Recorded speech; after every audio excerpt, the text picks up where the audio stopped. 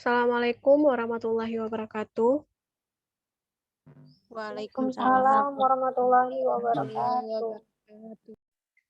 wabarakatuh. Saya Sonia Putri Nasrita bersama teman saya Deva Santika ingin menjelaskan sedikit materi hasil diskusi kami yang berjudul debu penyebab pneumokoniosis. Pneumokoniosis merupakan penyakit sistem pernafasan yang disebabkan oleh adanya penumpukan partikel debu di dalam paru-paru. Partikel debu penyebab penyakit ini biasanya berasal dari asbestos, batu bara, silika, dan lain sebagainya yang umumnya ada di area industri atau pertambangan, lalu terhirup dalam jangka waktu yang panjang. Kemudian jenis partikel yang paling sering menyebabkan pneumokoniosis adalah yang pertama debu batu bara, serat asbestos, debu kapas, silika, berilium, aluminium oksida. Selanjutnya, pneumokoniosis terbagi menjadi beberapa bentuk, tergantung pada penyebabnya. Di bawah ini adalah beberapa bentuk yang umum terjadi. Yang pertama,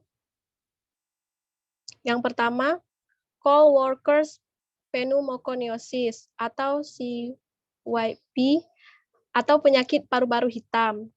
Kemudian bifisinosis yang merupakan akibat dari paparan serat kapas. Kemudian ada silikosis, penumpukan materi silika. Yang terakhir ada asbestos yang disebabkan oleh akibat paparan asbestos. Selanjutnya disambung oleh Deva Santika.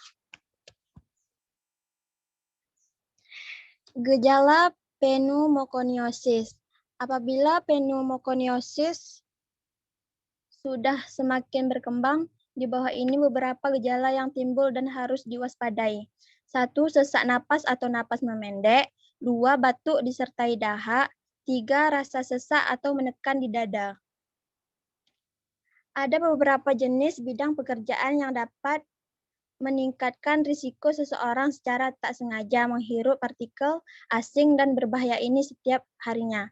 Beberapa profesi yang berpotensi memperbesar peluang seseorang untuk terkena pneumokoniosis adalah 1.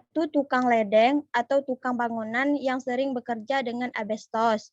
2. Penambang batu bara dan pekerja tekstil.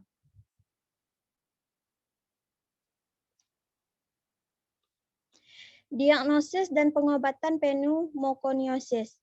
Apabila Anda memiliki gejala-gejala pernapasan dan riwayat bekerja di tempat berisiko, dokter akan melakukan beberapa cara untuk memastikan adanya pneumokoniosis. 1. Melakukan pemeriksaan fisik secara menyeluruh. 2. Menganjurkan tes pengambilan gambar dengan ronsen dada atau CT scan. 3. Mengukur fungsi paru-paru dengan spirometri. 4. Mengambil sampel jaringan paru-paru dengan bronkoskopi atau torasentesis. Sekian presentasi dari kami. Terima kasih.